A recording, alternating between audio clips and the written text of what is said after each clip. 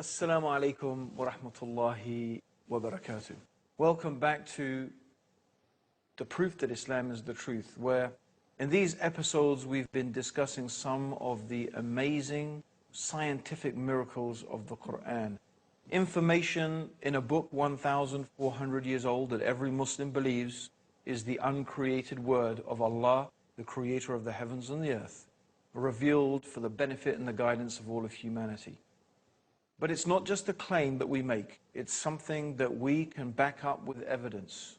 And we believe that for any rational human being, any thinking person who takes the time and takes the energy and takes the effort to look at these evidences and examine them dispassionately, will come to know that truly Islam is what it claims to be, the religion that has been revealed by God the Creator for the guidance and the benefit of all of mankind.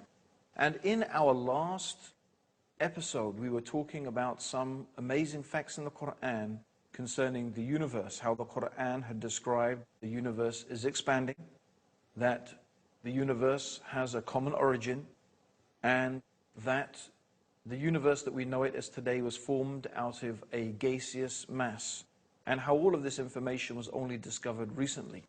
Let's look at some more verses of the Quran concerning cosmology.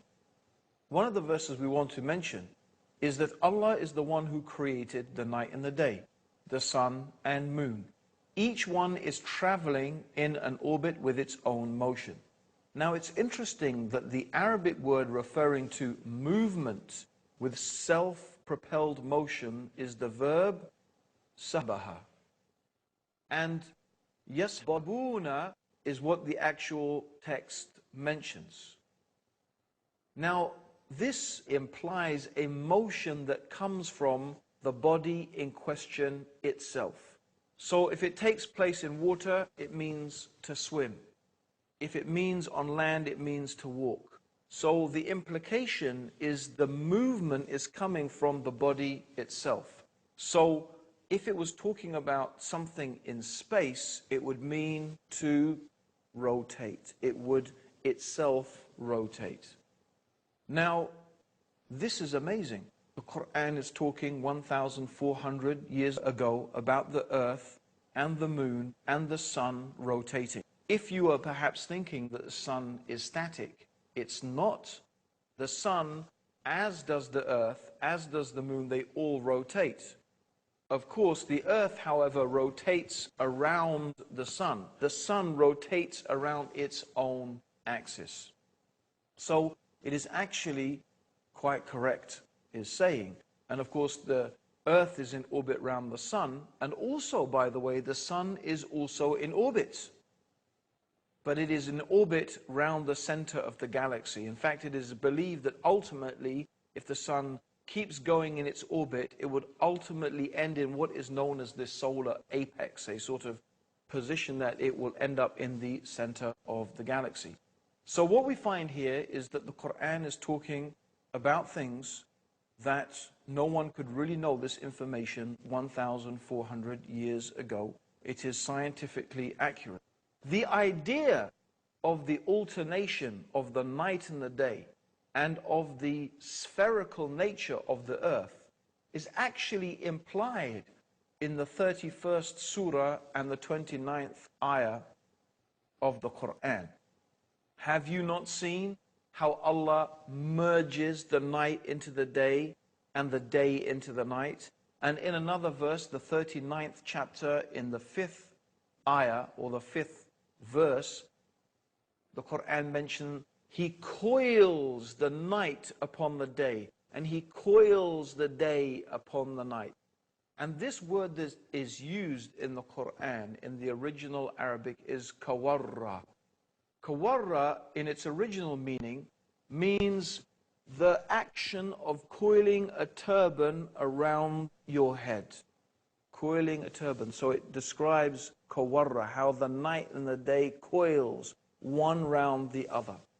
And you can find that description of the interpenetration of one sector by another is expressed in the Quran just as if the concept of the earth's roundness had already been conceived at the time. which is, except for there were a few philosophers who had theorized that the earth was round, but it was not really a generally accepted idea. But it is something that is implied in the Quran, and certainly we can gather this today from our present day knowledge. It's a very another interesting aspect that in one place in the Quran, the word that is used to describe the shape of the earth is the same word that is used to describe the egg of the ostrich. Now, looking at this globe, for example, you may imagine that the earth is completely spherical. But in reality, that is not the case.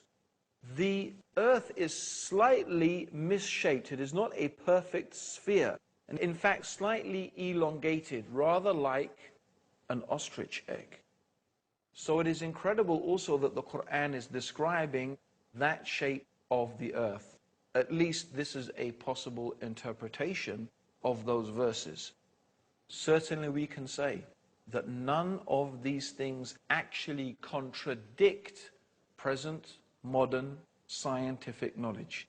In fact, if you think about it, if we were only to bring a book 1,400 years old, and you were to find absolutely no contradictions, and I don't mean here to say that the Quran affirms anything.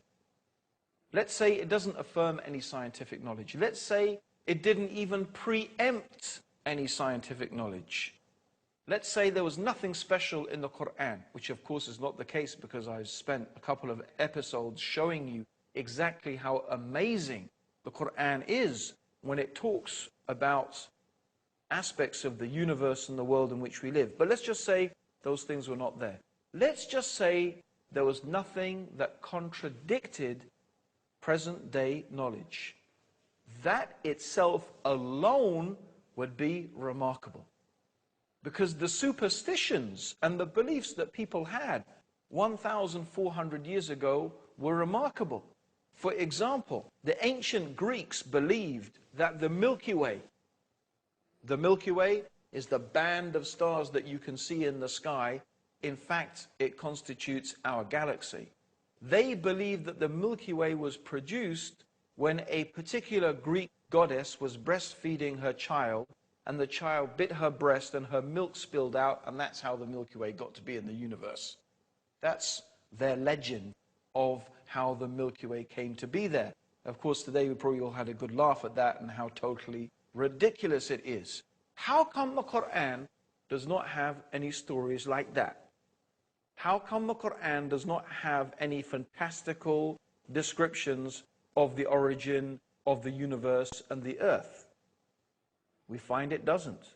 We find that what it says can be perfectly, easily, and sensibly reconciled with modern scientific knowledge. No. Indeed, many of the verses preempt what scientists have discovered today. Don't go away. We've got more for you in the next part of the proof that Islam is the truth after the break.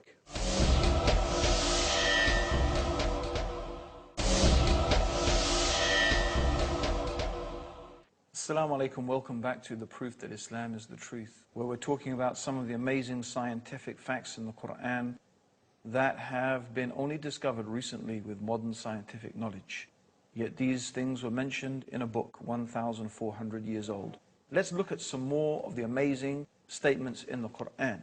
In the 10th surah, in the 5th ayah, the 5th verse, it says, "It is He," meaning God, Allah, "who made the sun a shining lamp and the moon as a light, and measured out their stages." Now the Quran describes the sun as siraj. Now the word siraj means torch, means it's something that generates its own heat and light. Whereas the moon is described as a nur. Now a nur means a light that is originating from another source.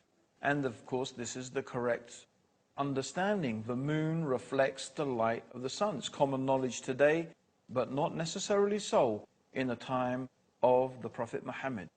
Let's see what one of the respected cosmologists and scientists in the field of astronomy had to say when he was shown some of the statements in the Quran concerning his field of expertise.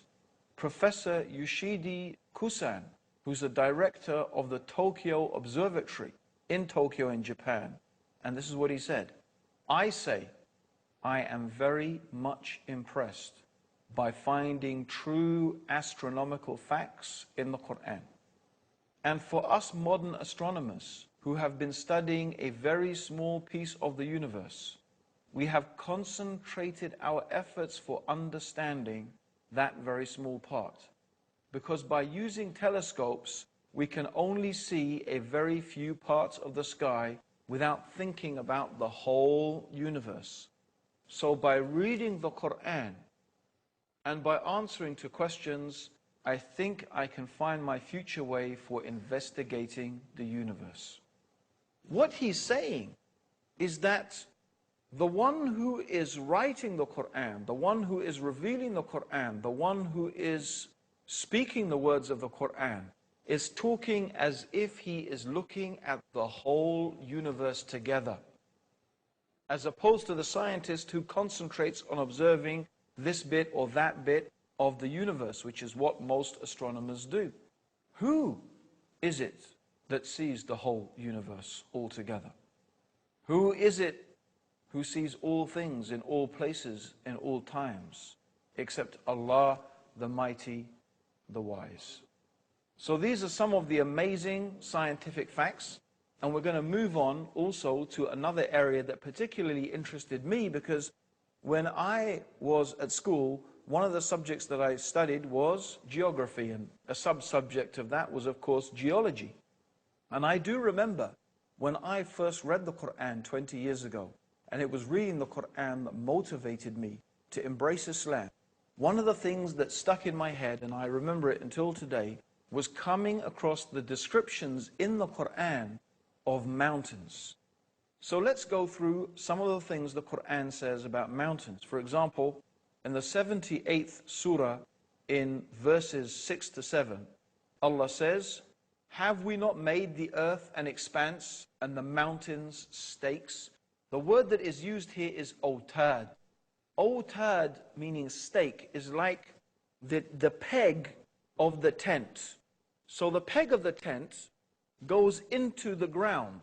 It holds the rope that holds the tent. So you have a small part of the peg sticking up from the ground, but the majority of the peg is inside the ground. The Quran also says in the 31st surah, or the 31st chapter, in the 10th verse, and Allah has cast into the mountains, standing firm, so that it does not shake with you. Now today, with modern sonar technology, they have been able to bounce sound waves down through the Earth's crust. And according to the different rates at which the sound waves are reflected back and are measured, they can tell the different density of the Earth's crust as opposed to what is hard and what is soft, what is from the crust and what is from the magma. And what they have discovered with this technology is exactly what the Quran was saying 1,400 years ago, that the mountains have roots. The mountains, like the peg of the tent, not only do they go above the Earth's surface, the mountains go deeply into the Earth's core. And they act, it has been theorized, as stabilizers. They help to stabilize the Earth's surface. And there's two ways in which they do that. Number one, because the Earth is composed of tectonic plates. The crust of the Earth is actually made of different plates. And it is the movement of these plates that causes earthquakes. When these plates move against each other, the friction of that movement causes earthquakes. And that's also what they think how continental drift has happened. Originally, they believe all the continents were one continent, and then because of plate tectonics, it moved. But the Quran is saying is the mountains act as stabilizers. They help to stabilize the Earth's crust. And this is something that has actually been theorized by modern geologists. There's another way in which the mountains may act as a stabilizing factor, And that is to do with the rotation. Maybe if you try and spin something, you will find that if it is not really spherical, it will start to rotate, and then it will start to wobble out of shape. And it is possible that the mountains actually act as a counterbalance to keep the Earth's rotation smooth. I do stress, of course, that these are theories, but it is very interesting what the Quran is saying 1,400 years ago, and that it seems to be preempting the ideas and the knowledge that is being produced by modern day science. Certainly, it is a fact that is established that the mountains have roots, and the Quran is saying that the mountains are like autad, the pegs of a tent. So this is a remarkable scientific fact. It's one I remember sticking in my mind when I first read the Quran about 20 years ago. So these are one of the remarkable things. Also, the Quran mentions some aspects of animal and plant life. For example, the 16th chapter of the Quran is called Surah An-Nahl, which means the surah of the bee. And one of the aspects of the Quran in this surah, it is talking about the bee. And it's very interesting that the word that is used in the Quran for the bee that flies around gathering honey or gathering the nectar for the honey, it is used in the female form. The gender that it is used is feminine. Although until recently it was believed that the bees were actually soldiers, they were males, and the ruler of the hive was a king. But as it happens, in fact, we know that the bees are indeed female, and they are owned, or they are headed by a queen. That's why we say the queen bee. It's also true that the Quran mentions that plants have different genders, and the winds are a means of fertilization for the plants. So in the 15th chapter of the Quran, in the 22nd verse, it says that we, meaning Allah the Creator, this is the we of nobility. Does not mean there is more than one God, of course. It is we in the sense that royalty uses the term we. It's a sense of honor and nobility. So the royal we, they call it. We sent forth the winds that fesontate. That means that the fertilize things. These are all recently discovered things. Also, we find the Greek philosopher Democritus, who lived from 460 to 361 BC. He advanced the theory that matter was composed of tiny indivisible particles called atoms. And they believed that this was the base upon which all of things were made, and there was nothing smaller than the atom. However, modern science has discovered that atom is in fact divisible, and the atom has been split, and the atom itself is composed of smaller elements. The Quran says 1,400 years ago, in the 34th chapter and the 3rd ayah, or the 3rd verse, He is aware of an atom's weight in the heavens and on the earth, and even anything smaller than that. Meaning there is something smaller than an atom. And Allah, God, is aware of it. Every single thing. There's another thing I want to mention. God mentions in the Quran some amazing things about the human beings. And one of the things is about our nerves. Here is a very frightening and terrifying passage of the Quran. It's mentioned in the 75th chapter in ayahs 3 to 4. Does mankind think that we cannot assemble his bones? Nay, we are able to put together in perfect order the very tips of his fingers. God is telling us He can recreate us on this day, this terrifying day, this frightening day, the day of judgment. He is able to recreate you, even if you are dust, even your bones to the very tip of your finger. Why the very tip of your finger? Of course, you've all heard of fingerprinting, haven't you? Every single human being's fingerprint is unique. Why did God mention the fingerprint? Why did God mention the tip of the finger? This is the uniqueness of the human being. God is telling us, look, I can recreate you even to this fingertip. That is the power that I have. Even to your most unique attribute, I can create you to that. Be mindful, be careful. I will create you again on the day of judgment, and I will judge you and ask you about every single thing that you have done. This is not common knowledge. How did anyone 1,400 years ago know about fingerprinting? And Allah warns us in the 4th chapter of the Quran, in the 56th verse, those who reject our signs, we shall soon cast them into the hellfire. And as often as their skins are roasted through, we shall change them for fresh skins, so they may truly taste the penalty. For Allah is exalted in power of the wise. This is a very frightening description of the hellfire. God is going to burn the skin and recreate the skin and burn the skin, so the people in the hellfire will taste the punishment. Why is the Quran saying that? It has only recently been known and discovered that when the skin is burnt, a person does not feel any pain.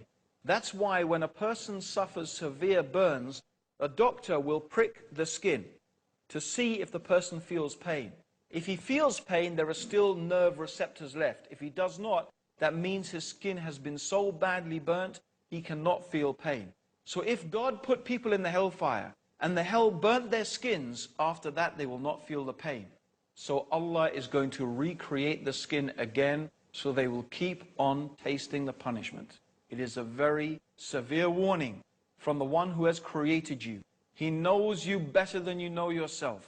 And He is warning you in His book of His knowledge and His ability, that if you do not believe in Him and follow His guidance, see what is waiting for those people who reject the faith. My dear listeners, we have only one more thing we want to mention. The tree of Zakum, which will be the food of sinners, and it will be like boiling oil that will boil in their bellies, like the boiling of scalding water. Taste this, Allah says in the Quran. Verily you are pretending to be the mighty, the generous. Look at those arrogant people, pretending to be mighty, pretending to be generous, but taste the tree of Zakum that will boil in your belly. And it says they will drink a water that cuts their bowels to pieces. It is very interesting that thermal receptors are not present in the intestines, but it is in the bowels. And the contents and the receptors in the bowels are highly sensitive. It's a very, very sensitive area, and that is where pain is initiated. It's not a common knowledge 1,400 years ago, but it is a fact that is mentioned in the Quran as a stark warning to all those people who reject faith in God. God has combined the scientific facts with the severe warnings of those who disbelieve in Him. Our invitation is to invite you to His mercy, to His guidance and His forgiveness by accepting these truths, the proof that Islam is the truth. Join us in the next episode for some amazing prophecies of the Prophet Muhammad and the Quran. And until then, may God's peace and blessings and guidance be with you. Assalamu alaikum wa rahmatullahi wa barakatuh.